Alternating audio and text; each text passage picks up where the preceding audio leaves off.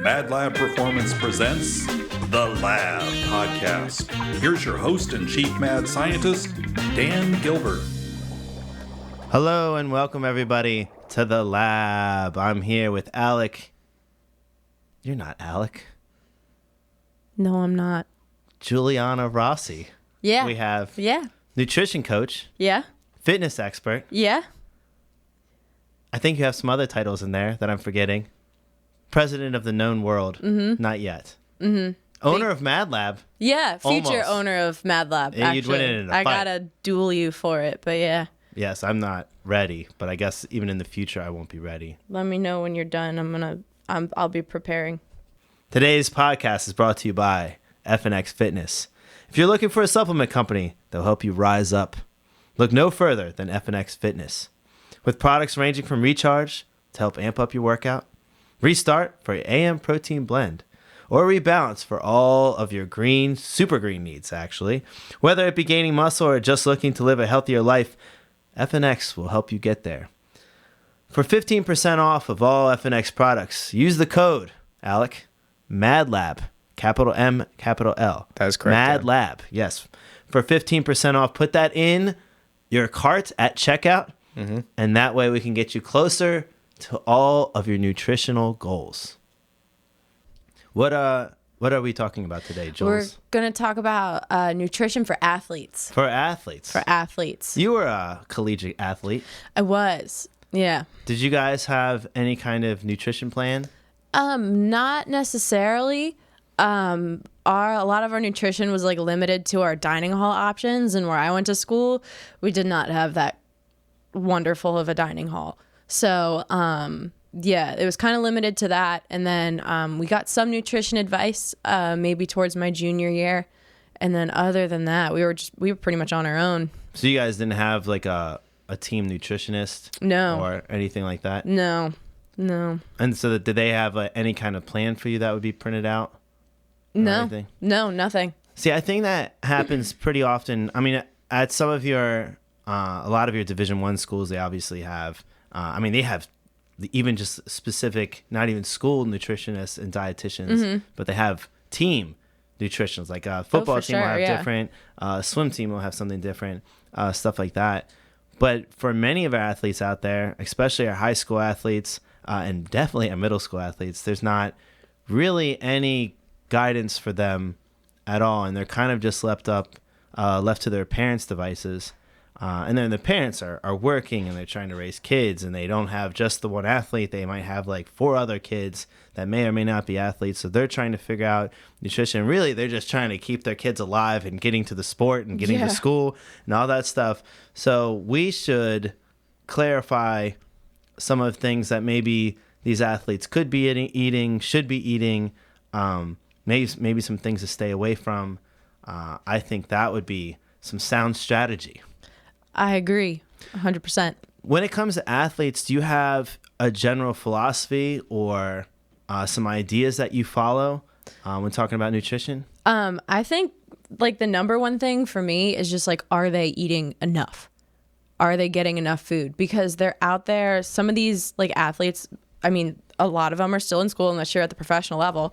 They're still in school. They're sitting in school all day. Then say maybe they ate breakfast before school. True. They have lunch. Maybe they get a snack in before practice. They're running around at practice every day. They have games, stuff like that. Are they doing what they need to do nutrition-wise to make the most out of their performance? And most of the time, it's definitely not. I actually have we had an intern in.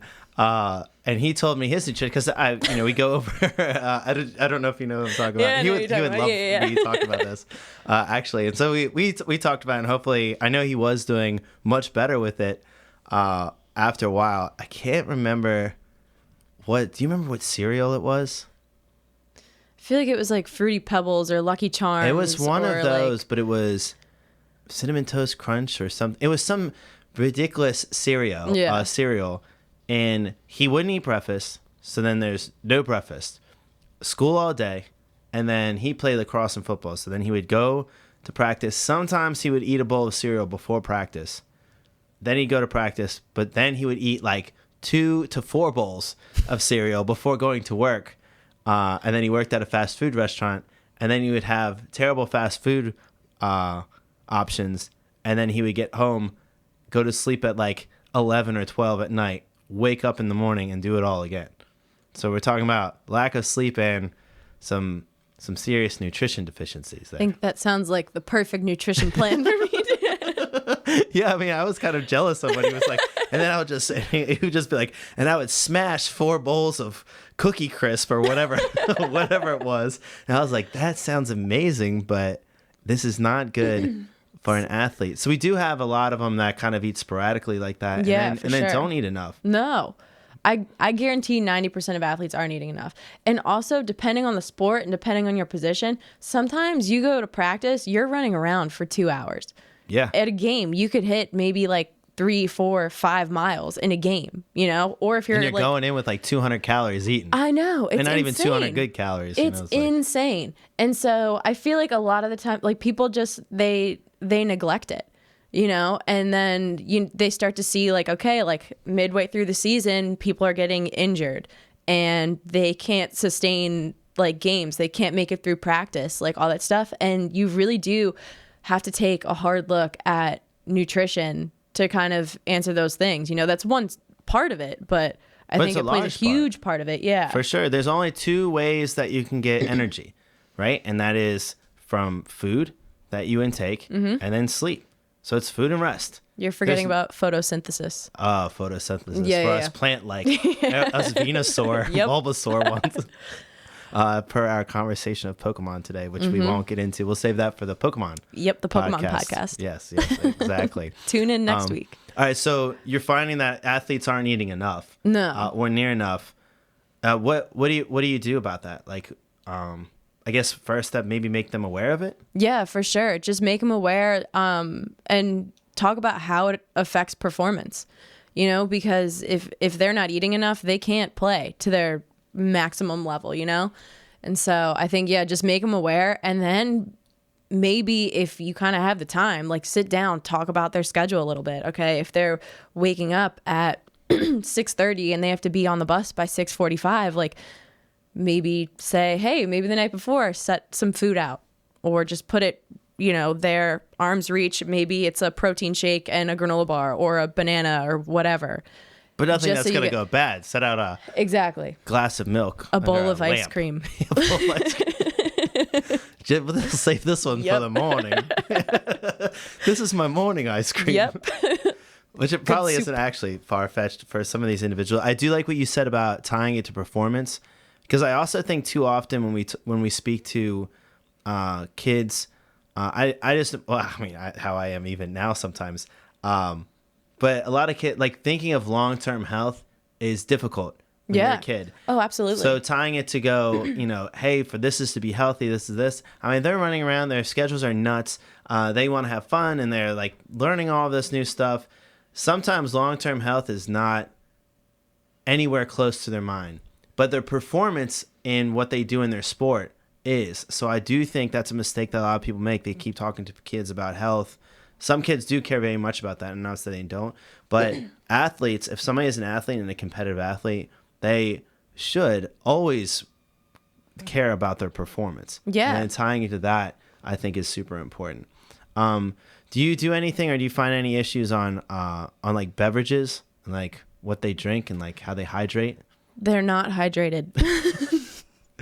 Especially, you know, you see middle school athletes, high school athletes, college athletes who are partaking in certain beverages, 100% not hydrated. And hydration plays a huge part in athletic performance. If you don't have enough water, you are going to cramp, you are going to pull a muscle, something's going to happen that's going to affect your performance on the field, the rink, the court, wherever you're playing. For sure. Yeah. So just drink water. I like to say, you know, general rule of thumb, if you're, I guess, an adult of adult-ish age, try and get a gallon of water in a day. That makes a lot of sense. Yeah. I think like little kids, like maybe like middle school age, maybe they don't need a whole gallon depending on where they are in their growth. But yeah. Do you ever give your athletes homework or anything where you're like, I want you to start tracking this and then tell me how much you drank or ate of this stuff? Yeah, for sure. For sure.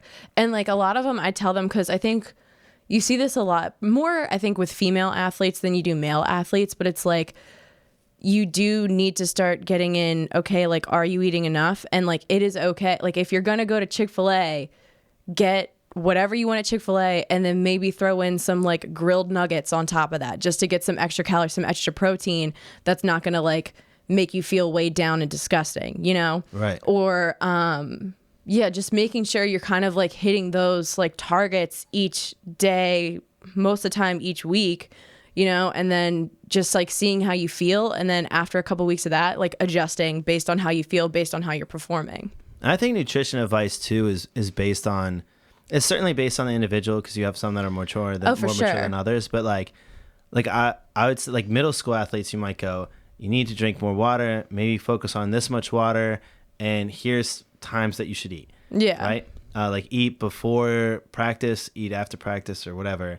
Where high school athletes, I find I can actually break down some of the macronutrient stuff, like I did with, I mean, obviously it's an intern, so it's an older kid as well, but that made them very interested, and they're like, oh, wow, I'm not even close to anything I should be. Yeah. Do you ever break stuff down that way for any of the athletes? Yeah, for sure. And it is super eye-opening, because a lot of them realize, oh, crap, like, I'm not eating enough, or I'm not getting enough protein, or I'm not drinking enough water, like stuff like that. And then they, you know, they're not just wondering why they tear a hamstring every other week in practice. The one kid's back hurt all the time. Just his lower back just ached. And it was just like, and there was some movement issues for sure, but once the nutrition was fixed, that went away. Yeah. You know, so that's like, sometimes your nutrition can have very much to do with the way that your body, with just pain.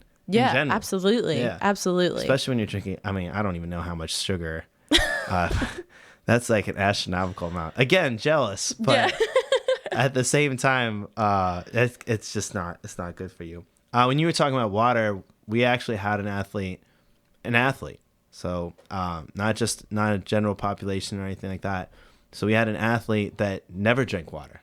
Ah, yes. Yeah, never. I know this athlete. Yes. He's doing much better now. Yes. But literally, it was, I think it was just, wasn't it just soda and milk? It was like Diet Pepsi and milk. Yes. Yeah. Not combined, so nothing, but maybe combined. It could, Yeah. I don't know sounds what like he's doing. He just said the start of a bomb.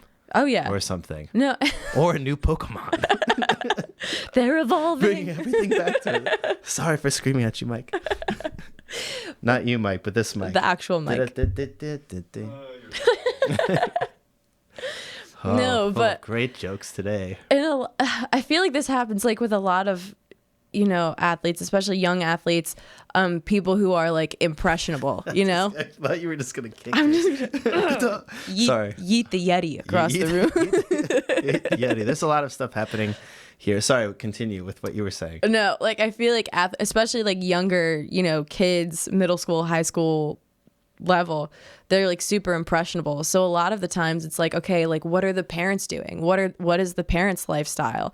You know, because if you bring home cases of soda and Cinnamon Toast Crunch and Doritos, and like that's makes up the bulk of your kid's diet, and they're playing 3 sports a year in school and playing travel this and club that and working a job, it's just like, okay, like maybe we need to take a look at this real quick and then, you know, readjust. Which is interesting because when you speak to the athlete, the young athlete, a lot of times, again, there's exceptions to everything, because we do have some very serious even middle school athletes out there, right? Oh, yeah. But linking performance to the athlete, so linking nutrition to performance for the athlete, very important.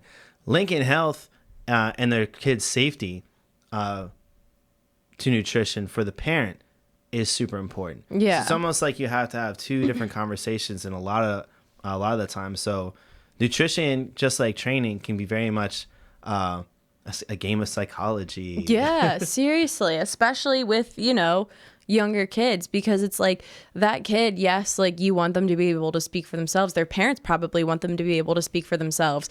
But, you know, at the same time, you need to say, okay, if your kid's going to be out on the field and you want your kid to excel in this sport and, you know, the rest of their life and not be exhausted throughout the day, you know, like we need to make sure like, okay, you're checking off all your boxes when it comes to nutrition, you know? Right. No, that makes complete sense. And I think, I'm a parent, and as much as I know about nutrition and training, I've fallen into the trap of my kid is picky, and then sometimes I just want to feed him so that he survives the day. Yeah. And then you start looking at what you're feeding them, and you're like, oh my God, well, how did this happen? Because it's just like a gradual thing, and you don't think about it because you're just trying to get them in and out the door, get them to school, pick them up from school, make sure that they eat something before the homework, make sure that they get to go play X sport, whatever, then get them back, then get them to eat before they go to sleep, and then repeat the process.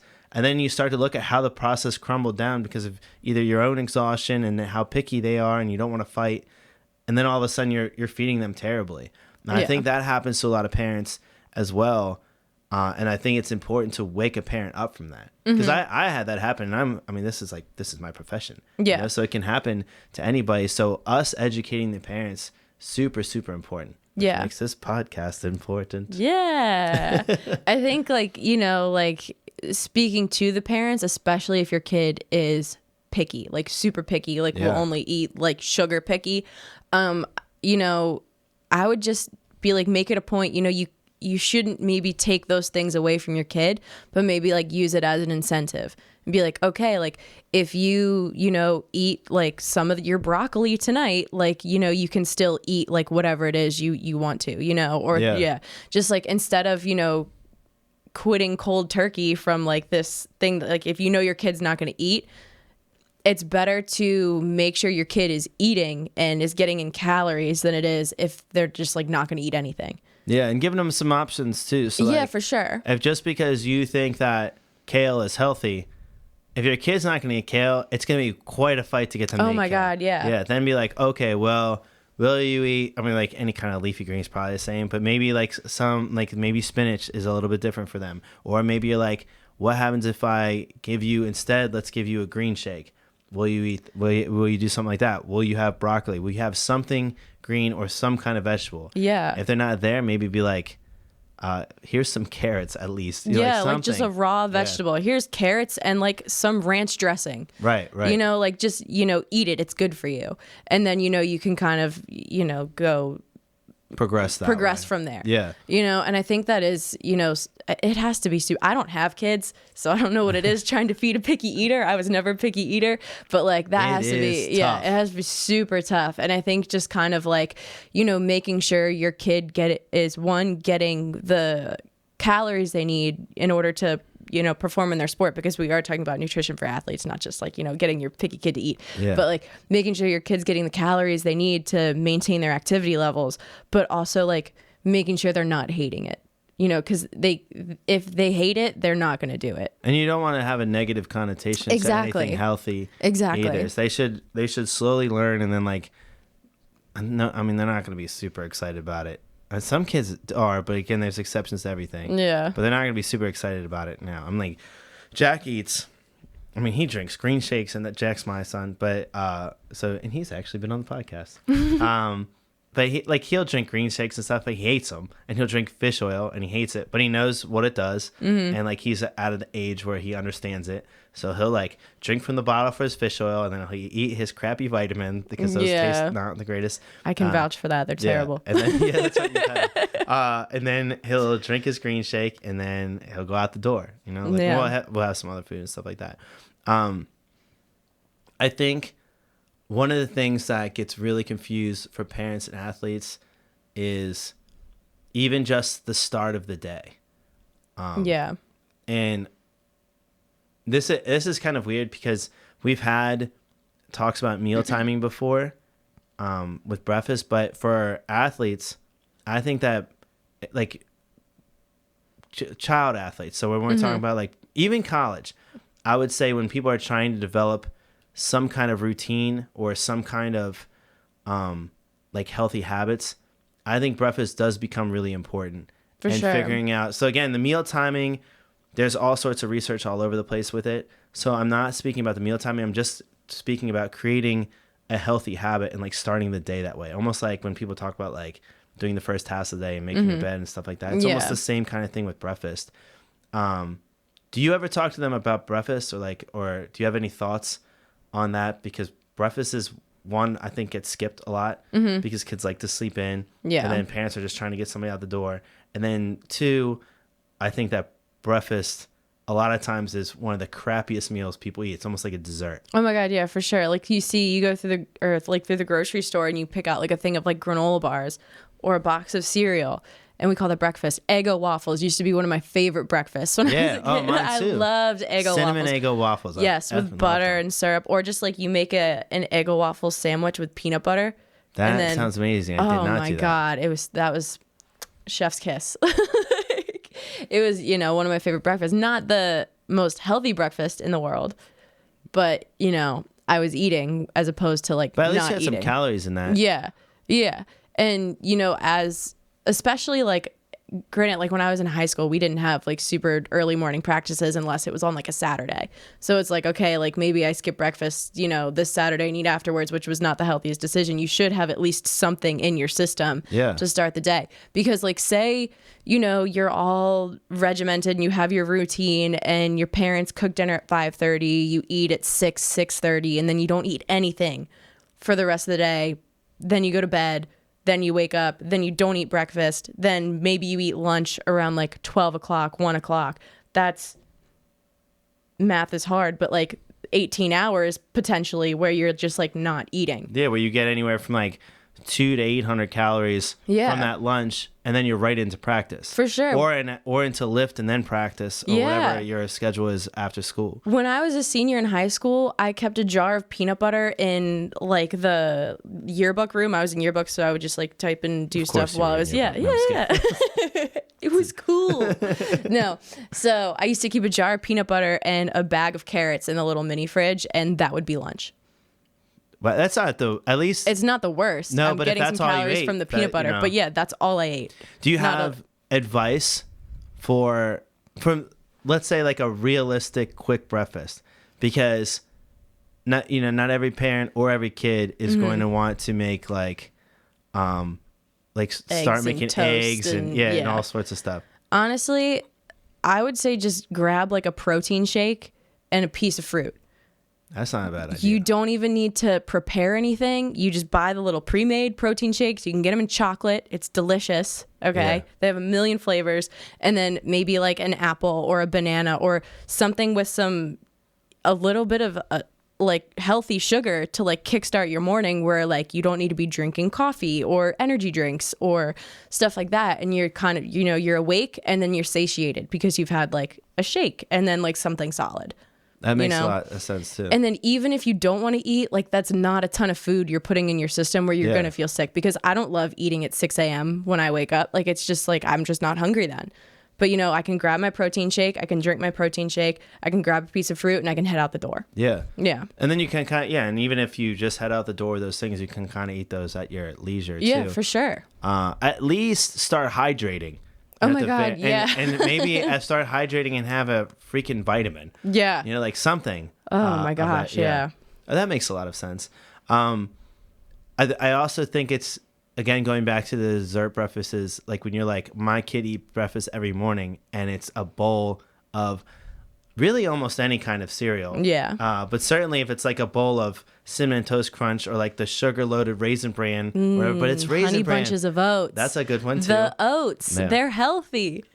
Just kidding. But that's what people think, though. They're like, well, it's got oats in it. I'm like, well, I don't know if that's what it has. Honey bunches. Honey's good. Honey's healthy. Honey's healthy. It's natural. Yeah, maybe not that kind of honey. Whatever that whole created mess is in that thing. Or they'll eat. They'll be like, well, they had pancakes, and you're like, well, you took the time to make pancakes. That's good that you did that for your kid. Yeah. But if you're eating pancakes or like some kind of toasted waffle every morning with syrup, I don't know what you're, at least you put something in their stomach, but it's not good. Yeah. Yeah. Toaster strudel was another one. What about Pop-Tarts? Pop-Tarts were good. They like had to be like heated up. Like I would toast the Pop-Tart beforehand, because like you can eat this is like the Pop-Tart. Dessert breakfast podcast. Yeah, that's us dreaming about what we actually want. We're just gonna talk about Pop-Tarts. But that's another one that people pick. They're like, oh, well, they had Pop-Tarts. They've got some nutrition. Yeah. They don't have any nutrition. It's no, they're gonna have a sugar high for maybe like 30 minutes, and then they're gonna crash. Yeah. Yeah. And then you're going to get, that's also interesting because I think that you have some of these high sugar breakfasts. There's a K in there. I say it weird, but I don't care. I get rid of the K and some of the other letters. Streamline the process. Yeah. It's a custom meal for me. And for many, it seems. But then they have those high sugar breakfasts. I do skip that letter, but I'm going to continue to. They have those high sugar early morning meals.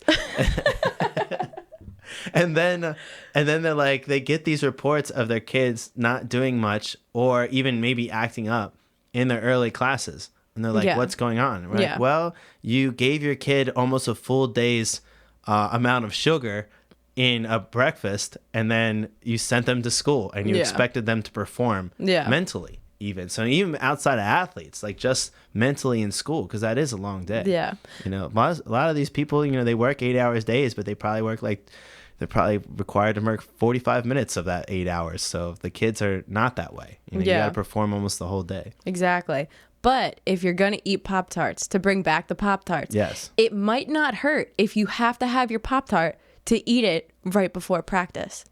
They're pretty high on the glycemic index scale, so they're pretty high in sugar. The GI scale is pretty much just like a way of like how quickly like that food is going to be. Hi, Wolf Dog. Wolf Dog got trapped. Getting comfortable. So the glycemic index breakfast.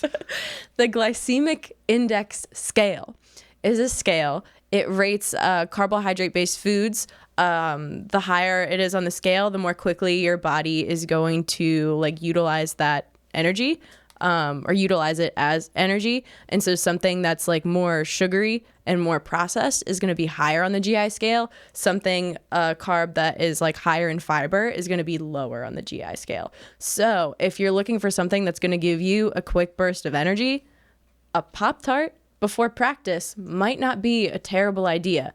While it's preferred you maybe don't have the Pop-Tart, if you have to have the Pop-Tart, maybe eat it before practice or before your game, so or in the middle of your game. If you're going to do something like high in sugar, maybe that is the time. Yeah. You know, not super late at night to affect your sleep, not in the morning to affect your school, and to set up your healthy habits for the day. Well, I don't know what Wolf Dog is. A little tail wag to face plant. We didn't introduce her. This is the Wolf Dog. No explanation. No explanation. Once again. Okay, so you're talking, give me kind of a summary of advice to your parents with athletes or just your athletes in general. Like, what are some things that they need to do? Number one, drink enough water. Hydrate. Try to get how much? A gallon. Throughout the day, a gallon is not that much water. Right. Not on your head. No. Not on other people's heads. No. And you don't need to carry around a gallon of water to show off to your friends or whatever. Some people have to. Yeah. My stepbrothers were wrestlers. They made them carry around their gallon jug. Right. You know. But that's a whole nother thing, actually. Hold on. Let's stop there because that is something I want to talk about. I almost think I love combat sports. So I love combat sports. However, I think that if you want to make a kid, so anybody that's high school or middle school, make weight, you're insane. And to me, that's almost criminal. For sure. Especially, so think about combat sports in high school, mostly male. Yeah. Look at that high school freshman who's coming in maybe 90 pounds. He doesn't need to stay at 90 pounds. He does not need to stay at 90 pounds. Literally stunning his growth. He's trying to grow. He's trying to get bigger. He's trying to get stronger. He's trying to get more powerful, and you're taking that away from him. Right. Yeah. I just think, and no matter what, even let's say old Johnny over here is like 20 pounds overweight, right? And so maybe he could stand to lose some weight because maybe he doesn't eat right or whatever. The correct way of getting him to a certain weight would be developing healthy habits, not making him lose water weight to go perform dehydrated in a really intense athletic event. Like that's crazy to me. Don't make Johnny run in a sauna in sweatpants. Yeah, and don't make Johnny start spitting into a bottle throughout his school day. Or don't make Johnny eat just a single granola bar throughout the school day. Don't make Johnny swallow a bunch of Pepto-Bismol. That would be terrible. Poor That is Johnny. something that happens.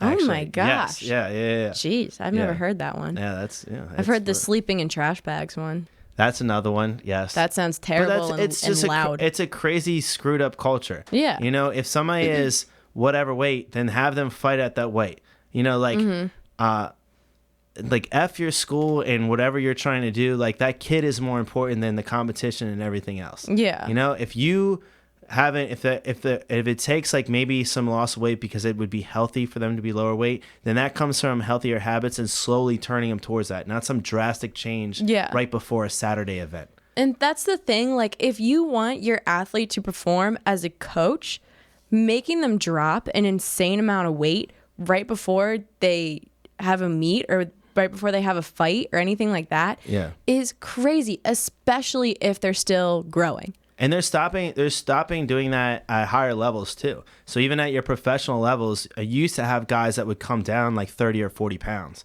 sometimes more than that, which is crazy in its own right. But now that's happening less and less, and you're having guys fight more often at their normal weight. But besides that, those guys are paid. Like they're adults and they're making their choices. They're not having some like high school coach or a parent or whatever like that wants some kind of validation from their kid. What is it? Live vicariously through is what I was trying to say. Yeah. That wants to live vicariously through their kid, make a weight just so that they'll feel better. Yeah. Right? That's nuts to me. And to me, that is right on the border, if not over the border of criminal. Like that's crazy. It's like almost like neglect. It is. Be like, oh, you can't have dinner tonight. Like, I know you're starving. You're not allowed to eat. You got to make weight tomorrow. Like, that's crazy. Yeah, you should be like, you should be wanting your kid to eat. Like that's like a whole thing as a parent. Oh my Yeah. gosh. So that's just it's move wild towards to think healthier about. choices. It really is. Like if you were trying to get a client to lose weight, you wouldn't do the same thing.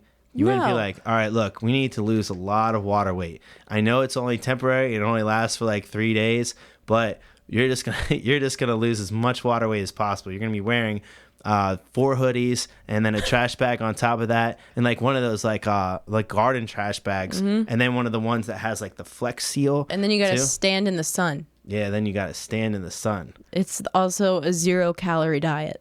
In a hot tub. You can only sunny hot tub. Photosynthesize. Right. Well, for the Bulbasaurs. Yeah. That's different. Yeah, that stuff is crazy to me. That also, and that's for like a weight loss podcast, but the weight loss stuff with the like wearing the long sleeve shirts and like hoodies and stuff like that, and then going to run on the treadmill. You're trying to lose weight. You're not trying to make weight for an event. Like that's short term. Yeah, for sure. And I don't really agree with this, but if you were like, okay, I'm going to the beach on Saturday and I want to look good for just a few hours on the beach, then maybe like you would start losing water weight on Thursday. And if you're going to the beach like that Saturday morning. But again, that's just, it's gonna, as soon as you start eating and drinking, like if eating carbs again and drinking water, you're going to gain all of that weight back. Oh, so for sure. Like, I don't know. It's for this crazy sure. thing. So it's not like actual weight, like fat loss that you're losing that way. So drink water. Is that as far as we got left off. before I just went on to a diatribe? Hydrate yourself. Hydrate yourself. And then I think make sure you're eating enough food. Enough food. Make sure you're eating enough food. I'd say that even before. How do we figure that out? Like, how is there like, because you don't want them to maybe go through. I mean, I don't know what do you want them to go, like what would you say to get them to start to eat enough food? Well, if they take a look at their diet and they're already eating, their 3 meals a day, maybe a couple snacks during the day, they have it all in order. They're probably, pretty good to go. From that point, maybe start looking at, okay, what they're intaking. If you have a kid, super picky, could survive off of air, make sure, okay, like send them to school with a protein shake. Make sure, if you're in college, if you're a coach and you have athletes, make sure your athletes are going to the dining hall for breakfast. I don't care if they have 8 a.m. classes. I don't care if, you have a 6 a.m. practice and they're running. Make sure that athlete gets fed, because that's something that I think is super important. Because, like, we would wake up and have 6 a.m. practices, and then practice is 2 hours. You have, say there were a couple times where I had an 8 a.m. class and then I had a 9:45 or whenever the next class started. But sometimes I wouldn't get to the dining hall until like 12 o'clock. And, I'd be exhausted and I'd be starving. And then, we have to turn it all around for like the next day where we have like a game. Like you shouldn't feel like that the day before a game. You should be well fed. You should be well rested. You should be well hydrated, And so I think as a coach or as a parent, like just make sure your kid is eating.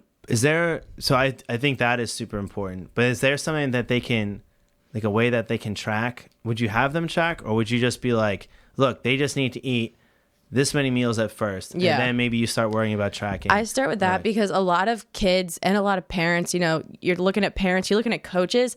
That's, as a coach, you have like maybe 22, if you have a football team, maybe 100 athletes to look at. Yeah. You can't sit there and look at everyone's individual schedule and make sure all of them are eating. For sure. Same thing with parents. If you have 2 or 3 kids, you work full time, your kids are playing different sports, stuff like that. You can't really sit there and think about, okay, well, did Johnny eat his midday snack? Like, so I think like just start with, okay, I'm making sure my athlete is fed. He's not hungry during the day. He or she is not hungry during the day. And they're able and ready to perform when it comes down to it. I think then from there, once you make sure your kid is fed, if 2 weeks after you've been making sure they're getting their meals, they start, they're feeling groggy, maybe they're putting on the wrong kind of weight, then, okay, readjust, because, not all kids need to be taking in like mass gainers, or they need to be drinking 5 protein shakes a day and like stuff like that. It's super individualized and it's different for everyone. For sure. Yeah. I think it's a big mistake that we make on nutrition. Oh my God, absolutely. And I think, trying to cookie cutter it. Yes. And so I feel like you see this a lot, especially, like football players, sports where like you need to be big. Some like wrestler, people who fight, like stuff like that. Like a lot of coaches, parents, stuff like that, try to almost like force feed their kids. And then you start developing these maybe unhealthy habits. And because, the kid isn't, they're gaining weight in the wrong ways, they're not necessarily performing at their best. That makes a lot of sense. Yeah. Okay. So you hydrate, make sure you're eating enough. Anything else? I say after that, if you have those 2 things squared away and you're feeling good and you're feeling healthy, or maybe, you're not feeling so great and you're taking in your water, you're taking in your calories, I'd take a look at, okay, what are you eating? So then starting to clean up. Yeah. Okay. Yeah. Are you eating Pop-Tarts all day?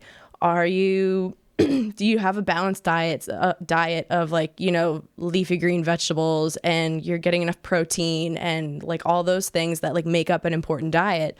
Or are you like eating donuts and Eggo waffles and which sounds amazing, jars of peanut butter for lunch?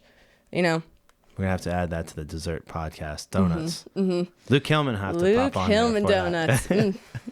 Well, if you liked the episode, we hope you did. Make sure to like, subscribe, follow us. So go to YouTube, like, subscribe, turn that little bell ring on, so every time we put out a new episode like today's, you're going to get that notification. As well, if you like podcasts instead of YouTube videos, make sure to try and find us on all platforms for podcasts. That includes Apple Podcasts, Spotify, and more. Make sure to subscribe. Once again, turn on those notifications if possible, and we'll be hearing from you very soon, hopefully. Giules, Dan, thank you for the great advice. Anytime. I think this is a good podcast for any parent of an athlete or an athlete of a parent. Yeah. I think they need to listen to this podcast. Any last words? I guess like don't overcomplicate things, because when it comes to nutrition, it can get super complicated. But if you just make sure your kid is hydrated, make sure, or your athlete, not all athletes are kids, but make sure your athlete's hydrated, make sure your athlete's eating enough, and then after that, maybe take a look at what they're eating and make sure they're not eating like crap every day. That makes a lot of sense. I think, you could have a pretty well-performing athlete. You could have a ton of well-performing athletes if they just did those 3 things.